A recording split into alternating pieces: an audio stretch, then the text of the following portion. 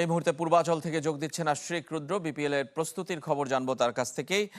রুদ্র, এবারের বিপিএল এ দলগুলো কি একটু পরিকল্পিতভাবেই নেমেছে কিনা? আমরা প্র্যাকটিস জার্সি থেকে শুরু করে কয়েকদিন আগে থেকে অনুশীলন সব দলগুলোর মধ্যেই সেটা দেখতে পাচ্ছি, এবং মিরপুর কেন্দ্রিক অনুশীলন হচ্ছে না এবার, সবচেয়ে বড় কথা। সব মিলে কি একটু পরিকল্পিত মনে হচ্ছে কিনা?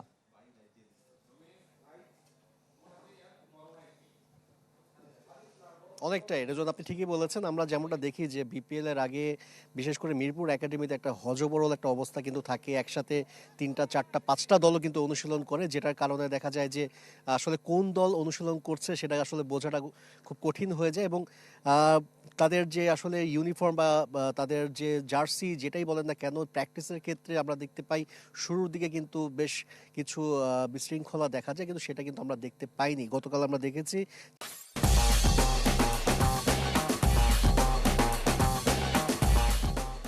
রাজশাহী প্রথমবার অনুশীলন শুরু করেছে, এবং রাজশাহী কিন্তু মিরপুর একাডেমিতে তাদের পরবর্তীতে নিজস্ব জার্সি পরেই তারা কিন্তু অনুশীলন করেছে। এবং আজকে আমরা যেটা দেখতে পেলাম যে আরও কয়েকটি দল ঢাকা কিন্তু অনুশীলন শুরু করেছে এই ক্রিকেটার্স একাডেমি, যেটা আসলে ৩০০ ফিট পূর্বাচলে আছে, এবং তারাও কিন্তু নিজস্ব প্র্যাকটিস কিটেই কিন্তু তারা অনুশীলন করছে। এবং আমরা দেখতে পেলাম যে শুরুর দিকে কিন্তু হালকা ওয়ার্ম আপের পর তারা সরাসরি স্কিল ট্রেনিংয়ে কিন্তু তারা চলে গেছে।